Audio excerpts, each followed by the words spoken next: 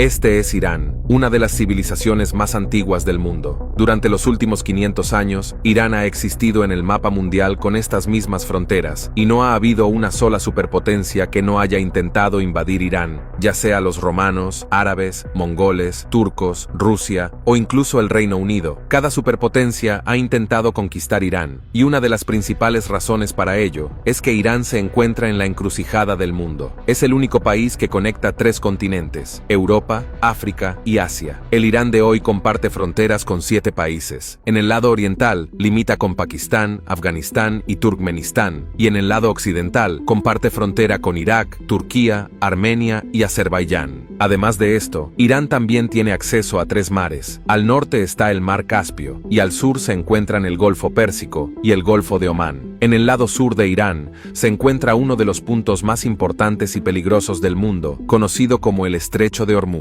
Alrededor del 20% del suministro mundial de petróleo y gas pasa por este punto. Estas 7 islas cercanas al Estrecho de Hormuz han estado bajo control iraní desde 1970, aunque anteriormente estaban controladas por los Emiratos Árabes Unidos. De manera similar, en el Mar Caspio, la isla de Ashuradeh también está bajo el control de Irán. Durante los últimos 40 años, Irán ha sido un dolor de cabeza para el mundo occidental. Pero ¿cuál es la razón de esto? A pesar de tener ejércitos y economías tan poderosas, ¿por qué ningún país occidental ha podido atacar y conquistar Irán? Esto se debe a que todos los países saben que atacar directamente a Irán podría tener consecuencias desastrosas. Una de las principales razones que ha hecho que Irán sea inconquistable es su geografía. En el video de hoy, exploraremos cómo la historia, la geografía y las guerras de poder de Irán lo han hecho tan poderoso y casi imposible de conquistar.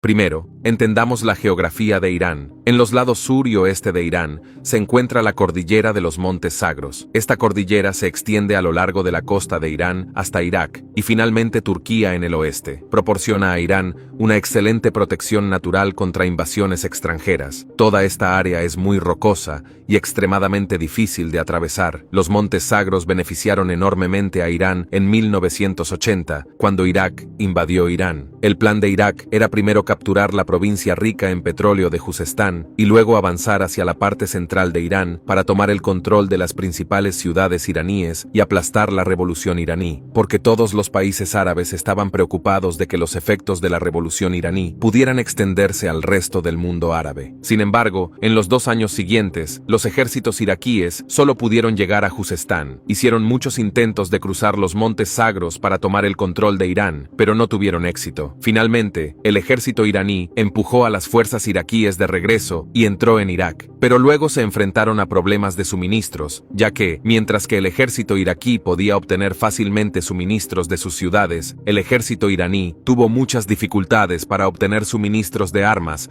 porque los principales depósitos y ciudades de Irán estaban al otro lado de la cordillera de los Sagros. Por esta razón, después de 8 años, la guerra terminó sin ningún resultado, y no hubo cambios en las fronteras de ninguno de los 2 países. De manera similar, en el lado norte de Irán, a lo largo del Mar Caspio, se encuentra la cordillera de los Montes Alborz, que protege a Irán desde el norte. Estas montañas no solo brindan protección natural, sino que también son extremadamente ricas en recursos naturales. Estas cadenas montañosas son una fuente rica de uranio, plata, oro y zinc. Irán también tiene las mayores reservas de zinc del mundo. Esta geografía se volvió aún más valiosa a principios del siglo XX, cuando se descubrieron enormes reservas de petróleo y gas cerca del Golfo Pérsico. Hoy en día, Irán posee el 10% del petróleo mundial y el 15% de las reservas totales de gas natural del mundo. Otra característica geográfica que le da protección a Irán es su costa de 2.500 kilómetros de longitud, que toca 2 mares. Bandar Abbas, el puerto más grande de Irán, está a solo 70 kilómetros de uno de los puntos más importantes del mundo, el Estrecho de Hormuz. Este punto de estrangulamiento es también el mayor apalancamiento geopolítico de Irán hoy en día. Si Irán bloqueara este punto utilizando su armada, la economía global colapsaría, ya que el 15% del suministro energético mundial pasa por aquí para llegar a Asia y Europa. Ahora, incluso si alguien lograra cruzar esta costa y las 2 cordilleras montañosas y entrar en Irán, se enfrentaría a la segunda mayor barrera, los desiertos de Lut y Kabir. El desierto de Lut es conocido como el lugar más caliente de la Tierra, porque en 2005 se registró aquí una temperatura de 70 grados Celsius, Debido a esta geografía dura y poco usual, conquistar Irán siempre ha sido casi imposible. Pero en el mundo de hoy, otro factor que hace a Irán tan poderoso es su estrategia geopolítica. Primero, si miramos la demografía de Irán, su población es de alrededor de 90 millones, de los cuales el 95% son musulmanes chiitas, alrededor del 62% de la población es persa, el 16% son azeríes, el 10% son kurdos, y el 12% restante son baluches, lures,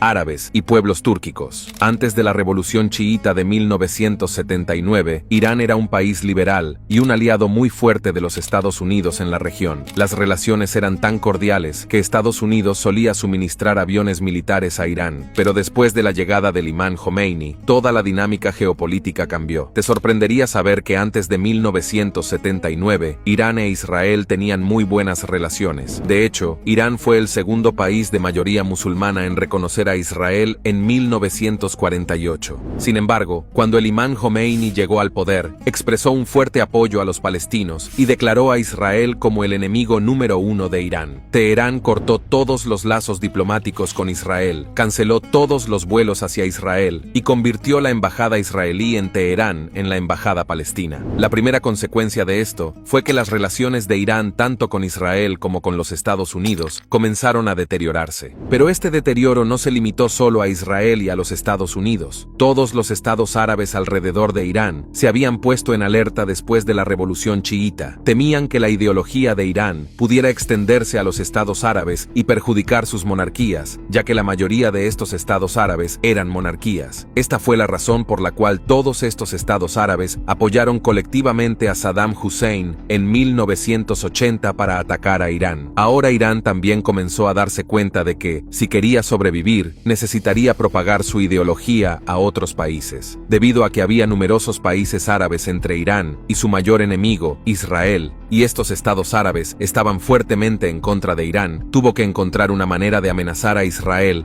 a pesar de la distancia. Esto llevó a Irán a comenzar a apoyar a grupos que eran anti-israelíes o antisionistas, como Hamas en Palestina, Hezbollah en Líbano, la brigada Fatemiyun en Siria, Al-Badr en Irak y los hutíes en Yemen. Toda esta red se llama el Eje de la Resistencia, y a través de esta red, Irán ejerce presión no solo sobre Israel, sino también sobre los países árabes, obligándolos a pensar 1000 veces antes de tomar cualquier medida contra Irán. Un ejemplo reciente de esto es que cuando Israel comenzó a bombardear Gaza, Hezbollah en Líbano lanzó misiles contra Israel, y los hutíes yemeníes comenzaron a atacar barcos israelíes y estadounidenses que pasaban por el Mar Rojo con drones. Esta estrategia de guerra por poder ha hecho que Irán sea bastante peligroso. Dado que estamos hablando de estrategia de guerra, es importante mencionar aquí la tecnología de drones de Irán. En enero de 2024, cuando los hutíes lanzaron continuamente ataques con drones contra contenedores que pasaban por el Mar Rojo, Francia usó un misil tierra-aire Aster 15, que costó $1 millón, para derribar un dron Shahed yemení, que solo costaba $20.000. Irán suministra estos drones a los hutíes yemeníes y han ganado tal notoriedad que incluso Rusia está utilizando estos drones iraníes en la guerra contra Ucrania. Según un informe de 2022 del Mando Central de los Estados Unidos, Irán posee el arsenal de misiles balísticos más moderno y extenso de todo el Medio Oriente. Todos los misiles de Irán tienen un alcance de hasta 2000 kilómetros. En resumen, si consideramos la geografía de Irán, su estrategia de guerra por poder y su tecnología de drones, a pesar de las sanciones occidentales sobre Irán y su economía oficial relativamente pequeña, Irán parece ser un país con grandes incertidumbres en cuanto a su potencial, ya sea el programa nuclear de Irán, la financiación de sus redes por poder o su tecnología de misiles. Hay muchas áreas grises sobre Irán que hacen que los países occidentales sean tan reacios a lanzar un ataque directo contra él. Por ejemplo, si consideramos el hecho de que dos de los puntos estratégicos del mundo, el Estrecho de Hormuz y Bab el-Mandeb, están dentro del rango de ataque de Irán, esto le da una ventaja geopolítica significativa. Además, tanto Rusia como China ahora apoyan a Irán de manera no oficial. Recientemente, tras el asesinato del líder de Hamas Ismail Haniyeh en Irán, surgieron varios informes no confirmados que sugieren que generales militares e inteligencia rusos se reunieron con funcionarios iraníes, asegurándoles que si Irán toma represalias contra Israel, lo apoyarían completamente. En este momento, el asesinato de Ismail Haniyeh ha planteado muchas preguntas sobre la seguridad interna de Irán, y parece que podría haber algo de inestabilidad interna también. Ahora, ¿cómo y cuándo Irán tomará represalias y si podrá resistir un contraataque de Israel y los Estados Unidos sigue siendo una incógnita? Estas son todas las fuentes que consultamos para este video.